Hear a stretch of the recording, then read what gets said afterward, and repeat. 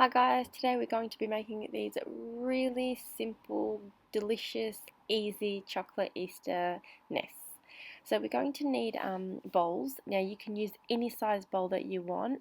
This is basically going to be the size of your nest. So you can go for small bowls, large bowls, hollow bowls, really deep bowls, whatever you like.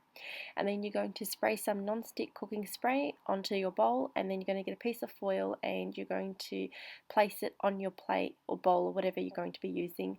That non-stick cooking spray is going to stick our foil onto the bowl, so it's a nice glue, so when we were pouring in the chocolate, it's not going to the foil is not going to move around. So you can do as many different sizes as you like. Once you've got the foils on, you're going to either temper your chocolate or use compound chocolate, and you're going to put in a piping bag, and all you're going to do is just make lots of little squiggles and swirls and round. Just go whatever you want to do, just have fun with your piping bag and just make any pattern that you want, but you want it to be a bit thick. Because you don't want it to be too thin, otherwise it's going to crack as you release it from the foil. So you kind of repeat and go over as many times as you can, just to give it a nice thick nest, and it will just be easier to release it from the foil, and as well as if you're using heavy eggs, it won't crack as easy. So if you're going to be using really solid eggs, I'd make a really thick one like this, but if you're using hollow eggs, you can make it a little bit thinner. So that's all you're basically doing.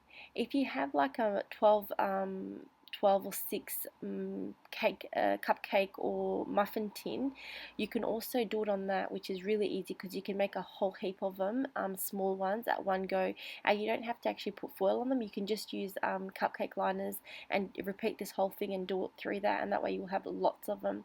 So as you can see, it's very, very, very simple. All we're doing is just using that piping bag, and if you want, you can use a different piping bag and cut a thinner hole, and then you'd get like thicker chocolate pieces as well as thinner ones, which would look really nice. But I've just used that one piping bag and done all three, and all the same thickness. So pop those in the fridge for about a good, I'd say about a good 15 minutes to completely harden up. And then when they've firmed up, we're going to release them off the foils. So here I've got a piece of baking paper, and all I'm doing is just piping on some random kind of shapes, which is going to be like little twigs and sticks, and you can add these to your nest if you want, for just to give it a bit more, just to lift it up a bit. So you can use a bit thinner pieces and make thicker ones, and then pop this in the fridge to firm up for about 5 minutes.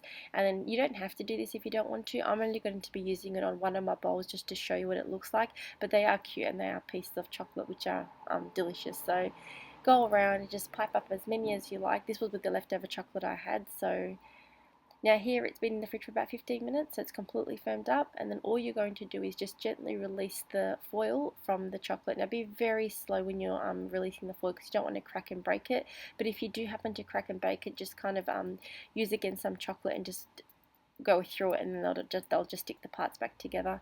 But that's our chocolate nest there. Really, really, really easy way to make them.